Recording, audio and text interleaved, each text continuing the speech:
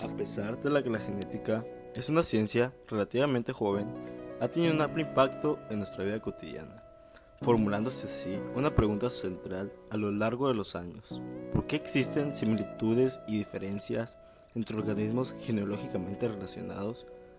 Bueno, ¿por qué nos parecemos a nuestros padres, hermanos o, siendo aún más raro, por qué a otra persona que ni siquiera tiene parentesco con nosotros? A esto los investigadores se han promulgado a qué es lo que origina que esto sea así. A lo largo de la historia del conocimiento humano, es muy curioso saber que incluso hasta los científicos más estudiados de esa época no hubieran imaginado que el ADN sería el encargado de transmitir la información genética a la siguiente generación, pensando que las proteínas eran las encargadas de esto, dejando al ADN de lado como una pequeña molécula aburrida de nuestro cuerpo. Por eso lo remontaremos a lo largo de la historia de cómo esto cambió de ser de proteínas a ADN. Bueno, pero ¿cuál es el material hereditario? En los primeros años del siglo XX, William Bateson, el año de 1861 a 1926, propuso el término genética para dar nombre al nuevo campo de la biología dedicado a investigar las reglas gobernantes de la herencia y la variación entre individuos. Este autor sostenía que el proceso por el cual se transmitía un hijo las semejanzas con los progenitores era tan oscuro y misterioso como el origen de los relámpagos para el hombre primitivo. Esto originó que se comenzara una gran serie de estudios para saber cuál era el motivo por el cual esto era posible. En el camino por descubrir el ADN, que hoy es reconocido como ácido desoxirribonucleico, fue aislado por primera vez por el químico suizo Friedrich Michel. Durante sus estudios postdoctorales que realizó en el año de 1869 en la ciudad de Tubinga, en el primer laboratorio dedicado exclusivamente al estudio de la bioquímica, bajo la dirección de Friedrich, quien acuñó por primera vez el término bioquímica. En sus noches de insomnio, él ni siquiera pudo haberse imaginado la relevancia de la molécula que estaba por descubrir, pues Michel tenía especial interés por el contenido químico de las células y sus estudios los realizaba a partir de vendajes ya utilizados que se encontraban empapados de pus humana. Bueno, él trabajó con la enzima pexina como un agente fragmentador del material proteico de las células que estaba estudiando y pudo comprobar que una porción quedaba innata en cada célula, teniendo en cuenta que se trataba de una única sustancia y su origen la nombró nucleína. Su análisis químico mostró que la naturaleza ácida contenía fósforo y no reaccionaba igual a la de las proteínas. A las diferentes agentes de la llamada nucleína no concordaba con ninguna de las moléculas conocidas para esta fecha, como lo eran las proteínas, los carbohidratos o los lípidos. La necesidad de Job era confirmar lo encontrado. Por otro lado, la guerra franco-prusiana retrasó estos descubrimientos hasta el año de 1871. El inicio del siglo XX se caracterizó por los estudios sobre la composición química del ADN, realizados en el Instituto de Rockefeller de Nueva York, donde el bioquímico ruso Poulos A. Levan pudo comprobar que la nucleína se encontraba en todas las células animales. Repitiendo algunos de los experimentos de su mentor, puso en evidencia que los ácidos nucleicos estaban compuestos por ácido fosfórico, una pentosa y las bases nitrogenadas. Levan definió que el ADN consistía en un gran número de unidades repetidas y ligadas, a las que llamó nucleótidos. Cada nucleótido está compuesto por bases nitrogenadas en azúcar, desribosa y un fosfato. En 1914 descubrió un método para teñir diferencialmente el ADN por medio de un colorante rojo llamado fucsina. Al principio teñir el ADN no le pareció relevante, por lo que tardó años en comunicarlo, pero cuando finalmente empezó a ser usada con el nombre de la coloración de Folgen, se transformó en una evidencia más sobre la composición química de los cromosomas. Con esta coloración demostró que el ADN estaba en todas las células y que se localizaba en los cromosomas. Pero ¿cuál era el papel en el metabolismo celular? Fue la pregunta que quedó años sin ser contestada. Levan trabajó a partir de extractos de levadura y pudo demostrar que la pentosa que aparecía en la nucleína era la ribosa. Hasta en 1929 identificó como la desribosa las pentosas presentes en las muestras del timo animal. Esta diferencia le hizo proponer que la nucleotideína de los vegetales era el ARN o el ácido ribonucleico y la de los animales era el ADN. Pronto se demostró que esta propuesta era incorrecta, pero pues estas muestras analizadas de ADN pudo poner que las bases nitrogenadas eran aproximadamente iguales, por lo que concluyó que las 4 bases debían estar presentes en el ácido nucleico y en cantidades iguales. Ampliando esto, supuso que las moléculas debían ser agrupadas en 4 en remiente, conformando un tetraplano, cuando este primer modelo tridimensional sobre la estructura del ADN era incorrecto, puesto que la autoridad científica de quien lo proponía fue aceptado y no prácticamente discutido, puesto este modelo era incorrecto. Oswald Avery, junto con otros colaboradores, realizaron un experimento en el cual era mejorar lo ya establecido por Griffin, iniciando un procedimiento denominado de eliminación paso a paso, que consistía en la extracción mediante el uso de enzimas de las distintas sustancias químicas que componían la estructura celular del neumococo. Además, utilizaron la morfología de la colonia en medio de un cultivo como evidencia de la transformación, en vez de la bacteremia, presencia de las bacterias en la sangre de los ratones utilizados por Griffin. Iniciaron el trabajo aislando y purificando el principio transformador.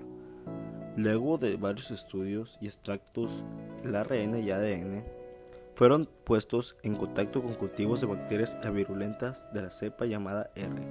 Ya que en ese cultivo en la caja Petri crecían y producían colonias de apariencia rugosas.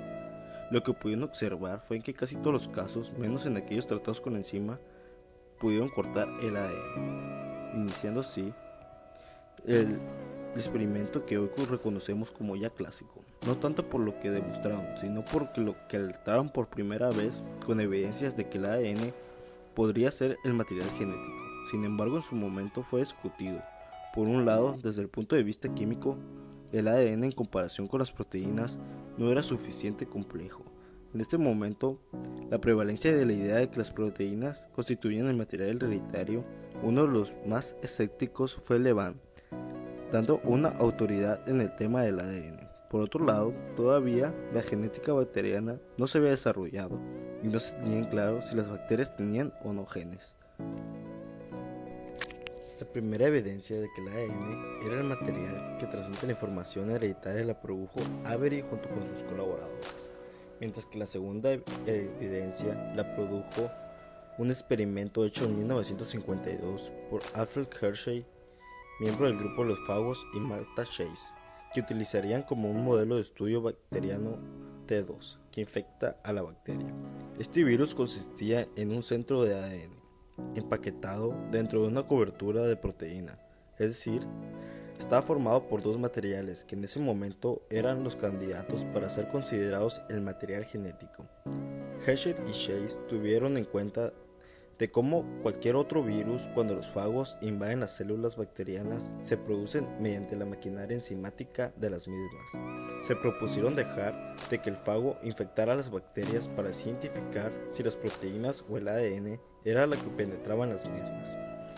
En esto se planteó en el hoy famoso experimento en resaltar las diferencias químicas que ya tenían en claro que existen entre el ADN y las proteínas. El ADN contiene fósforo y solo las proteínas contienen azufre, presente en los aminoácidos, miotina y cisteína. Hershey y Chase hicieron crecer un lote de fagos en un cultivo bacteriano en presencia de fósforo reactivo y de esta manera se marcaría en ADN y en el otro lote en fagos. Lo hicieron crecer en un cultivo bacteriano con azufre reactivo para así marcar las proteínas. De esta manera trataron de asegurarse de que tanto las proteínas como el ADN adquirían una etiqueta reactiva. La presencia de estas etiquetas permitiría seguir el destino del ADN y las proteínas del fago de una vez producida en una infección. El paso siguiente consistió en mezclar los fagos marcados reactivamente con las bacterias y esperar en que se produjera la infección. Esto permitió que las partes vacías de los fagos quedaran pegados al exterior de las células bacterias, mientras que los contenidos de los fagos, con las instrucciones para fabricar nuevos fagos con una licuadora de cocina, con el fin de eliminar la conexión entre los fagos y las bacterias, sin romperlas. Posteriormente, con una máquina centrífuga, buscaron separar las bacterias del resto para diferenciar qué había adentro. Por otro lado, encontraron la etiqueta radiactiva del fósforo, el ADN, con la porción de bacterias, de lo que pudieron concluir de que los fagos habían inyectado el ADN en el interior de las bacterias. Por otro lado, encontraron que el azufre radiactivo era la porción donde estarían presentes las cápsides vacías, envolturas de los fagos, por lo que concluyeron que las proteínas solo habían suministrado una envoltura protectora para el ADN. No poseían instrucciones para que los fagos se reprodujeran. De esta manera confirmarían el descubrimiento de Avery con respecto a que el ADN era el anteproyecto de la vida, según George Blaine en el Premio Nobel de la Física y Medicina en 1985, que suministró una prueba concluyente de que se había descubierto una ley universal y no excepcional. Martha Chase dejó el laboratorio de Hershey, tras lo cual trabajó por poco tiempo en el Laboratorio Nacional.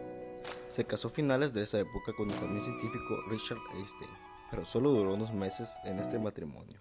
En 1959 comenzó en el laboratorio de la Universidad en el sur de California, obteniendo en 1964 trabajo en laboratorios, pero tuvo dificultades en su carrera. Tras su divorcio, se suponía que fumaba y bebía excesivamente, lo que produjo problemas de salud graves a su vida. A finales de los 70 perdió el trabajo y regresó a casa de sus padres.